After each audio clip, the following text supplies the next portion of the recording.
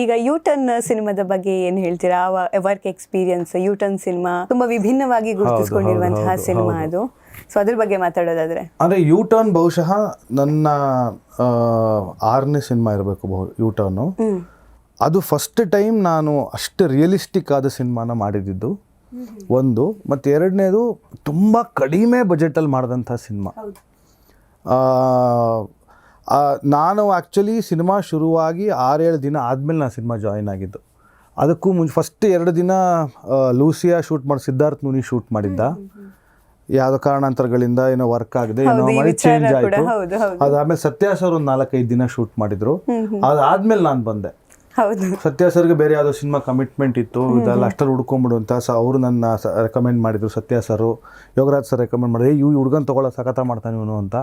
So ಹಾಗಾಗಿ ಪವನ್ ನನ್ನ contact ಮಾಡಿದರು. ಸೊ ನಾನು ಹೋಗೋಷ್ಟರಲ್ಲಿ ಒಂದು ಸಣ್ಣ ಸೀಕ್ವೆನ್ಸು, ಟಾಕಿ ಪೋರ್ಷನು, ಪೊಲೀಸ್ ಸ್ಟೇಷನ್ ಒಳಗಡೆದೊಂದು 3-4 ದಿನ ಸತ್ಯ ಸರ್ ಶೂಟ್ ಮಾಡಿದರು.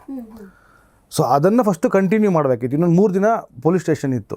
ಸೊ ಪೊಲೀಸ್ ಸ್ಟೇಷನ್ ಕಂಪ್ಲೀಟ್ ಮಾಡಿ ಮುಗಿಸಿದ ಮೇಲೆ ನಾವೆಲ್ಲ ಕೂತ್ಕೊಂಡು ಡಿಸ್ಕಸ್ ಮಾಡ್ತಾ, ಇದು ಯಾಕೋ ವರ್ಕ್ ಆಗಲ್ಲ, ಈ ಥರ ಮಾಡಿದ್ರೆ ನಮ್ಮ ಬಜೆಟಲ್ಲಿ ಮಾಡೋಕ್ಕೆ ಸಾಧ್ಯನೇ ಇಲ್ಲ, ಬೇರೆ ಏನಾದ್ರು ಮಾಡಬೇಕು ಅಂತ ಯೋಚನೆ ಮಾಡಿ, ಆವಾಗ ಪವನ್ನು ಏನು ಮಾಡೋಣ ನೀನು ಹೇಳು, ಸಜೆಸ್ಟ್ ಮಾಡು, ಏನಾದ್ರು ಇಷ್ಟು ದೊಡ್ಡ ಕ್ಯಾಮ್ರಾ, ದೊಡ್ಡ ಲೈಟಿಂಗ್ ಸೆಟಪ್ ಅವೆಲ್ಲ ಇಲ್ದಂಗೆ ಏನಾದ್ರು ಮಾಡಬೇಕು ಅಂತ.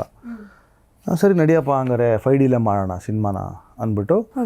ಅದಾದಮೇಲೆ ನಾವು ಒಂದು 38-39 ದಿನ ಶೂಟ್ ಮಾಡಿದ್ದೀವಿ. ಅಷ್ಟೂ ದಿನ 90% ಆಫ್ ದ ಫಿಲ್ಮ್ನ ನಾವು 5Dಯಲ್ಲೇ ಶೂಟ್ ಮಾಡಿದ್ದು. ಸೊ 5Dಯಲ್ಲಿ ಆವಾಗ ಒಂದು ಮ್ಯಾಜಿಕ್ ಲ್ಯಾಂಟರ್ನ್ ಅಂತ ಒಂದು ಸಾಫ್ಟ್ವೇರ್ ಇತ್ತು. ಆ ಸಾಫ್ಟ್ವೇರು ಅವರ ಒರಿಜಿನಲ್ ಸಾಫ್ಟ್ವೇರ್ ಏನಿದೆ ಅದನ್ನು ಹ್ಯಾಕ್ ಮಾಡಿ ಅದ್ರ ಮೇಲೆ ನಮಗೊಂದು ರಾ ಇಮೇಜ್ ಕೊಡುವಂಥ ಒಂದು ಸಾಫ್ಟ್ವೇರ್. ಅಂದರೆ ಸೇಮ್ ಇರೋದಿಲ್ಲ, ಸ್ವಲ್ಪ ರಾ ಇಮೇಜ್. ಅದರಲ್ಲಿ ಈ ಥರ ರೆಗ್ಯುಲರ್ 5D ಕಾಣೋ ಹಂಗೆ ಕಾಣಲ್ಲ, ಎಲ್ಲ ರಾ ವಾಶ್ಡ್ ಔಟ್ ಇಮೇಜು, ಕಲರ್ಸ್ ಇರಲ್ಲ, ಸ್ಯಾಚುರೇಷನ್ ಇರಲ್ಲ, ಕಾಂಟ್ರಾಸ್ಟ್ ಇರಲ್ಲ. ಆ ಥರ ಒಂದು ರಾ ಇಮೇಜ್, ಒಂದು ಸ್ವಲ್ಪ ಬೆಟರ್ ಡೆಫಿನೇಷನ್ ಇರೋ ಇಮೇಜ್, ನಮಗೆ ಪೋಸ್ಟಲ್ಲಿ ಒಂದು ಸ್ವಲ್ಪ ಮಾಡೋಕ್ಕೆ ಅವಕಾಶ ಇರೋ ಹಾಗೆ. ಸೊ ಅದನ್ನು ಏನೋ ಮಾಡಿ, ಅದನ್ನು ಟೆಸ್ಟ್ ಮಾಡಿ ಒಂದು 2 ವಾರನೋ 3 ವಾರನೋ ಏನೇನೋ ರ್ಯಾಂಡಮ್ಮಾಗಿ ಏನೇನೋ ಶೂಟ್ ಮಾಡಿ ಅದನ್ನು ನಾವು DA ಶೂಟಿಗೆ ತೊಗೊಂಡೋಗಿ ಟೆಸ್ಟ್ ಮಾಡಿ. ರಾಜು ರೆಡ್ಡಿ ಅಂತ ನಮ್ಮ ಕಲರಿಸ್ಟ್, ಆವಾಗ ನಾನು ಅದಕ್ಕೂ ಮುಂಚೆ 4-5 ಸಿನಿಮಾ ಅವನೇ ಮಾಡಿದ್ದ.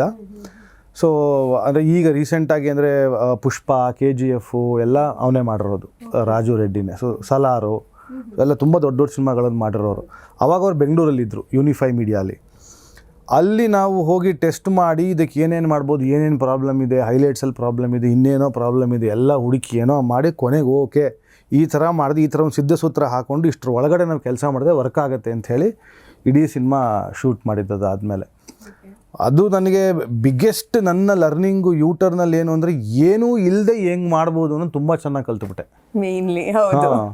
ಸೊ ಏನು ಬರೀ ಒಂದು 2 ಟ್ಯೂಬ್ಲೈಟು, ಒಂದು ಬಲ್ಪು, ಈ ಥರದನ್ನು ಇಟ್ಕೊಂಡು ಒಂದು ಇಡೀ ಸ್ಪೇಸನ್ನು ಕ್ರಿಯೇಟ್ ಮಾಡಿ, ಒಂದು ಸಣ್ಣ ಕ್ಯಾಮ್ರಾ, ಅಯ್ಯೋ ಇದ್ರಲ್ಲಿ ಮಾಡಿದ್ರೆ ಇಮೇಜ್ ಅಷ್ಟು ಚೆನ್ನಾಗಿ ಬರಲ್ಲ, ಥಿಯೇಟ್ರಲ್ಲಿ ಪ್ರೊಜೆಕ್ಟ್ ಮಾಡೋಕ್ಕೆ ಆಗೋಷ್ಟು ಒಳ್ಳೆ ಫಿಡೆಲಿಟಿ ಬರಲ್ಲ ಅಂತೆಲ್ಲ ಇದ್ದ ಟೈಮಲ್ಲೂ ಅದ್ಭುತವಾಗಿರೋ ಒಂದು ಇಮೇಜ್ ಕ್ವಾಲಿಟಿ ಕೊಟ್ವಿ.